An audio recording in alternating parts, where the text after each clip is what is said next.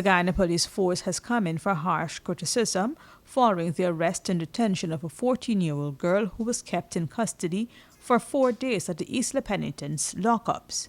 The child was arrested after the police found marijuana hidden under a bed in the house she shared with her mother.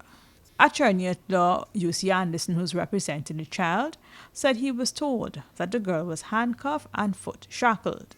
He then related the horrid experience she endured.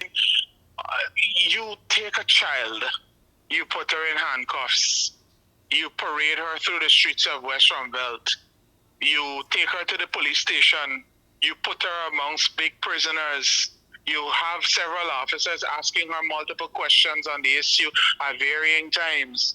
You put her to sleep on cold concrete with big adult prisoners.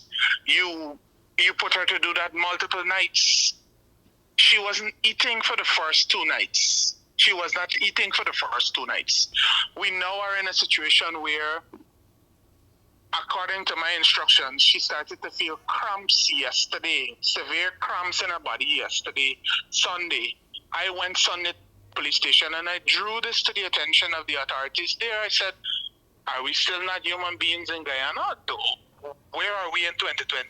It seems as though we're turning the clock backwards on every issue fundamental to decency and respect for human life.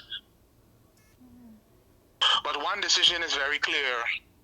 My client, myself, and God will not stand by and allow a 14-year-old young black girl to be treated as a subhuman. The child was released into the care of her family on order of Chief Justice Acting Roxanne George Wilshire this afternoon. The Chief Justice even made it very clear they did not apply for an extension.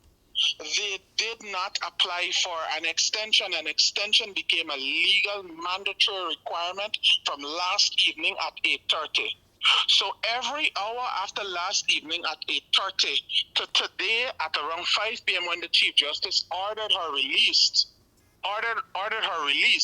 was unlawful, unconstitutional, inhumane treatment of a 14-year-old child in the Republic of Guyana in 2020. And it should not be tolerated by any civilized society, and it should not be tolerated by any right-thinking member of society. That is the end of the beginning, and we will explore the legal recourse for the next stages of this matter.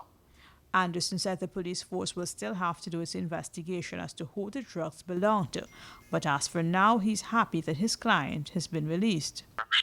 I want my young 14-year-old friend to erase these memories, erase this trauma. It is going to be very difficult, and do it very quickly so that come May, June, when she writes her CXC subjects, she can get those grades that she desires, and she can then go on to university and become, as she says, a scientist. That's my wish on today's date. Earlier today, the Guyana Police Force attempted to justify the arrest and detention of the child who was home alone at the time the search was conducted. The mother was said to be out of town when the police searched the house. The child's 26-year-old sister, who came to the house sometime later, was not detained, but the child was questioned in her presence and later taken to the station where the drugs were weighed. The sister, according to the police, was not living at the home.